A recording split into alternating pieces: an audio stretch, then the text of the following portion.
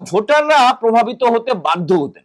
তার কারণ ওই তৃণমূলের লোকটার থেকেই ওই আপনাকে টিক দেবে, হ্যাঁ পার্ট নাম্বার এত, সিরিয়াল নাম্বার এত, অমুক এত, ঠিক আছে চলে যাও, চোখের ইশারায় বলে দেবে, হ্যাঁ ভোটটা ঠিক করে দিয়ে দেবে।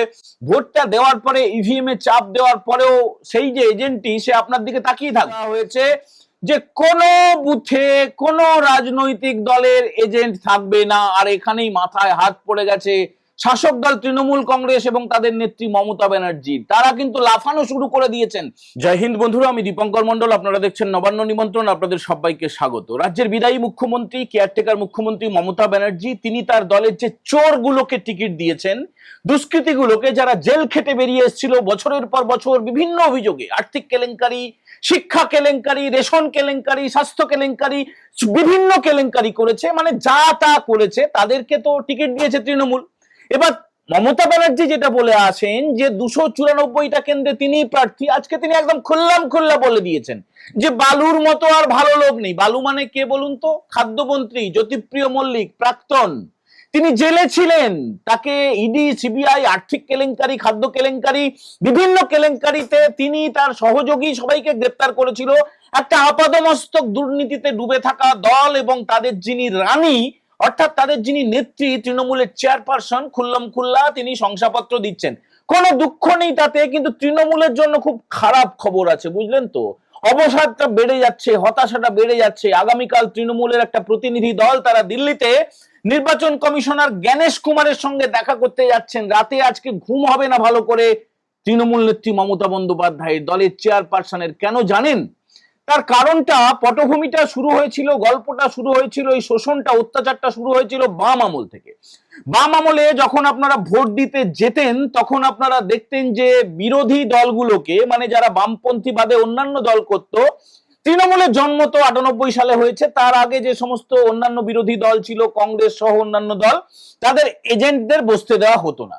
সেই বিষয়টাকে ভালো করে ক্যাপচার করে নিল তৃণমূল কংগ্রেস, এবং তারপর থেকে গত 15 বছর ধরে, যবে থেকে তারা ক্ষমতায় এসেছে, তখন থেকে বিরোধী রাজনৈতিক দলের এজেন্টদের ভোটের দিন তারা ওই বুথের মধ্যে বসতে দেবে না।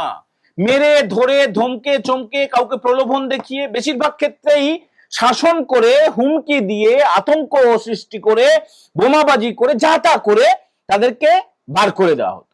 এবং এর পরেও যারা দু একজন থাকতেন, মানে আপনারা দেখেছেন যেখানে যেখানে বলা হতো খুব শান্তিপূর্ণ ভোট হয়েছে, খুব শান্তিপূর্ণ ভোটে যেটা হতো, আপনারা তো লাইনে দাঁড়ালেন, লাইনে দাঁড়িয়ে ওই যে কোনো, বেশিরভাগ স্কুলে ভোট হয়, প্রাথমিক স্কুলে বা অন্য স্কুলে, সেই স্কুলের বিভিন্ন যে কক্ষ রয়েছে, সেই কক্ষে আপনারা ঢুকলেন, ঢোকার পরেই হাতে যে ভোটার স্লিপটা রয়েছে, সেখানে আপনারা প্রথমেই তৃণমূলের লোকটা বসে থাকবে। সে বলবে ও তুমি বলে নামের পাশে একটা টিক দিয়ে দেবে, ঠিকঠাক করে ভোটটা দেবে। অন্যান্য যে পোলিং অফিসার, তাদের যে দায়িত্ব, সেগুলো তারা পালন করতে পারতো না এই তৃণমূলী বুথের এজেন্টদের জন্য। এজেন্ট একা নয়, মানে দেখুন রিলিভার তো থাকে, সেটা তো থাকেই অফিসিয়ালি, কিন্তু যেটা করা হতো, ডামি ক্যান্ডিডেট দাঁড় করিয়ে দেওয়া হতো প্রত্যেকটা ভোটে, প্রত্যেকটা বিধানসভা কেন্দ্রে, বা লোকসভার সময় হলে লোকসভা ভোটে। তো এবারেও সেটা করা হয়েছে। ডামি ক্যান্ডিডেট মানে একজন হবে তৃণমূলের প্রতীক দেওয়া ক্যান্ডিডেট, আর তার নির্দল প্রার্থী অনেকগুলো থাকবে। কিন্তু নিয়ম অনুযায়ী ইলেকশন কমিশনকে তাদেরকেও এজেন্ট বসতে দেওয়ার অনুমতি দিতে হবে। এবারে দলে তারা ভারী হয়ে গেল, ভেতরে বেশ 4-5 জন মিলে বসে অন্যান্য উপায়গুলো এবারে নির্বাচন কমিশন বন্ধ করে দিয়েছে। এই যে যারা পোলিং অফিসার, প্রিসাইডিং অফিসার বা পুলিশের লোক, যারা সেন্ট্রাল ফোর্সের লোক, তাদেরকে ডেকে খাইয়ে দাইয়ে উপহার দিয়ে, খাওয়ানো মানে কি সবই মদ মাংস এইসব খাইয়ে টাইয়ে, তো এবারে সেটা বন্ধ হয়ে গেছে যে কোনো রকম অন্য কোথাও খাওয়া যাবে না, অন্য কোথাও থাকা যাবে না, তাহলে শাস্তির মুখে পড়তে হবে। তো এবারে যেটা হতে চলেছে, যে বুথে, মানে এখনো পর্যন্ত রাজ্যে বুথ বেড়ে কত দাঁড়িয়েছে বলুন তো? বুথটা বেড়ে দাঁড়িয়েছে 85,379টা বুথ, 85,379টা বুথ। 1200-র বেশি ভোটার হলেই সেখানে বুথের সংখ্যা বাড়ানো হয়েছে। 4,660টা বুথ কিন্তু এবার বেড়েছে 2026 সালের এই বিধানসভা নির্বাচনে। আপনারা আগামী 23 তারিখে এবং 29 তারিখে যারা ভোট দিতে যাবেন, গোটা রাজ্যে বুথের সংখ্যা বেড়েছে, এবং 321টা বুথকে কিন্তু সরিয়ে দেওয়া হয়েছে। যে দাবিটা উঠেছিল, একদম হিংসাশ্রয়ী বুথ, যেখানে নির্দিষ্ট সম্প্রদায়ের পাড়ার ওপর দিয়ে ভোট দিতে যেতে হয় এবং সেখানে আটকে দেওয়া হয়, এরকম 321টা বুথকে কিন্তু সরিয়ে দেওয়া হয়েছে সেফ জায়গায়, বুঝতে পারছেন? তাহলে টোটাল 85,379টা যে বুথ, সেই বুথে কি কি হবে না হবে সেটা মোটামুটি অনেকে আপনারা জেনে গেছেন। মোবাইলটা নিয়ে এবার ঢোকা যাবে না, সেখানে ভোটার যে স্লিপ সেটা আর কোনো পলিটিক্যাল পার্টি দেবে না। বিশেষ করে তৃণমূল কংগ্রেসের লোকেরা যে স্লিপ দিত সেই স্লিপ দেখিয়ে ভোট দিতে যেতে হতো। এবার ইলেকশন কমিশনের তরফে বিএলওরা গিয়ে আপনাদের বাড়ি বাড়ি এই যে ভোটার স্লিপ সেটা ভোটের কয়েকদিন আগেই বাড়িতে পৌঁছে দেবে। তো সেই স্লিপটা নিয়ে আপনারা যাবেন, এবং তাহলে যে মূল যেটা আলোচনা আজকে আমাদের, যে কোনো এজেন্ট আর বুথের মধ্যে থাকছে না। থাকলে কিন্তু সত্যি বিশাল অসুবিধা হতো। বিশেষ করে শাসক দল তৃণমূল কংগ্রেসের যারা এজেন্ট, মানে অনেক দয়া দাক্ষিণ্য করে, ক্ষমা ঘেন্না করে, ঠিক আছে দেখাতে হবে বাইরের লোককে, বাইরের পৃথিবীতে আমরা কোনো বাধা দিই না, বিরাট শান্তিপূর্ণ ভোট, অনেক জায়গায় বসতে দেওয়া হতো না। কিন্তু যে যে জায়গায় তৃণমূলের এজেন্ট থাকতো আর অন্য বিরোধী দলের এজেন্টরা থাকতো, সেখানে ভোটাররা প্রভাবিত হতে বাধ্য হতেন। তার কারণ ওই তৃণমূলের লোকটার থেকেই ওই আপনাকে টিক দেবে, হ্যাঁ পার্ট নাম্বার এত, সিরিয়াল নাম্বার এত, অমুক এত, ঠিক আছে চলে যাও, চোখের ইশারায় বলে দেবে, হ্যাঁ ভোটটা ঠিক করে দিয়ে দেবে। ভোটটা দেওয়ার পরে ইভিএম এ চাপ দেওয়ার পরেও সেই যে এজেন্টটি সে আপনার দিকে তাকিয়ে থাকবে, সে তাকিয়ে থাকবে। এবং দেখুন, অভিনেতা তো নয়, পেশাদার অভিনেতা কেউ নয়, ভোটাররা সাধারণ মানুষ, তারা ওই ভোট দেওয়ার পরে যখন চোখে চোখ পড়বে তখনই তারা বুঝে যাবে যে কাকে এ ভোটটা দিল। এই ব্যবস্থাটাকে ইলেকশন কমিশন বা মুখ্য নির্বাচন কমিশনার জ্ঞানেশ কুমার তিনি এটাকে বন্ধ করে দিচ্ছেন, এবং তিনি ভার্চুয়ালি বৈঠক করেছেন এ রাজ্যের সিইওর সঙ্গে। মনোজ আগরওয়াল আর ডিজি এসপিরা তারাও ছিলেন চিফ সেক্রেটারি, হোম সেক্রেটারি, সবাইকে কিন্তু বলে দেওয়া হয়েছে। আর কাদের বলে দেওয়া হয়েছে? বিডিও লেভেলে যারা, ইআরও যাদের পোস্ট, যাদের আরো পোস্ট মানে এসডিও লেভেলে যারা রয়েছেন, তাদেরকেও বলে দেওয়া হয়েছে। এখনো পর্যন্ত কিন্তু বিজ্ঞপ্তিটা খালি জারি হয়নি, কিন্তু মৌখিকভাবে বলে দেওয়া হয়েছে যে কোনো বুথে কোনো রাজনৈতিক দলের এজেন্ট থাকবে না। আর এখানেই মাথায় হাত পড়ে গেছে শাসক দল তৃণমূল কংগ্রেস এবং তাদের নেত্রী মমতা ব্যানার্জি। তারা কিন্তু লাফানো শুরু করে দিয়েছেন, তারা প্রস্তুতি শুরু করে দিয়েছেন যে সুপ্রিম কোর্টে মামলা করতে হবে। মামলাটা করবেন কি করে? হাওয়ায় মামলা করবেন নাকি? আগে তো নোটিফিকেশনটা হোক, আর নোটিফিকেশন হওয়ার পরেও যদি তারা সুপ্রিম কোর্টে যান, তাহলে সুপ্রিম কোর্টে আর একবার থাপ্পড় খেতে হবে। কেন বলুন তো? সুপ্রিম কোর্ট বলবে আরে বাবা আপনাদেরকে বসতে দিচ্ছে না, কোনো এজেন্টই তো থাকবে না। এবারে প্রশ্নটা হচ্ছে এজেন্টরা কোথায় থাকবে? বুথের বাইরে বিএলওদের বসার জন্য আর একটা বুথ থাকবে। সেই জায়গাতে এই যে ইলেকশনে যারা এজেন্ট, যারা নির্বাচনের এজেন্ট, তাদেরকে সেখানে বসার জায়গা করে দেওয়া হবে। এবং এবারে ওই যে আগে যে অন্য ছিল না, বুথ করা হতো, দেখবেন রঙিন কাপড় টাপড় দিয়ে প্রত্যেকটা রাজনৈতিক দল বেশ কাছাকাছি তাদের বুথ থাকতো।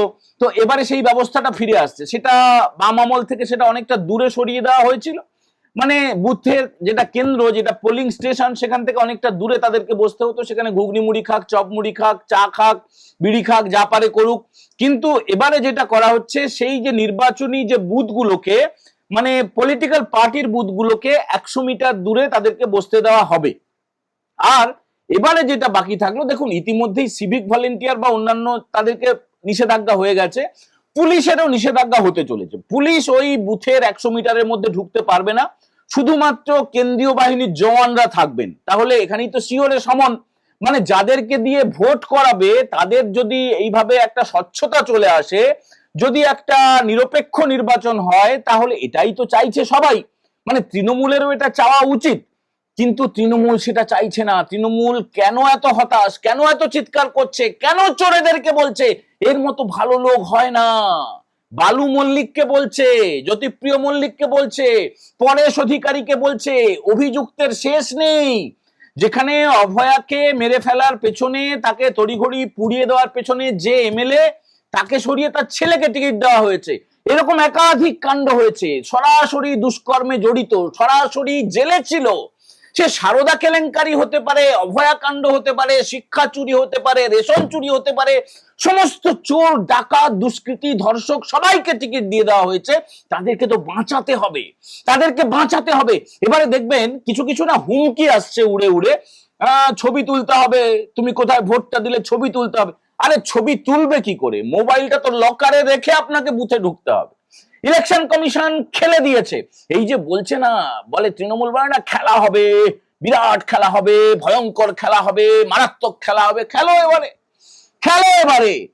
কিছু কিছু জায়গায় হয়তো বিরোধীরা এজেন্ট দিতে পারতো না, এটা ঠিকই, এটা ঠিকই। মালদা, মুর্শিদাবাদ, দিনাজপুর এই সমস্ত জায়গায় মেরে ধরে তাড়িয়ে দিত, কিন্তু যেসব জায়গায় এজেন্ট দিতে পারতো সেখানে কিন্তু ছাপ্পা, রিগিং, সায়েন্টিফিক রিগিং, এই সমস্ত শব্দগুলো আপনারা বাম আমল থেকে শুনে আসছেন।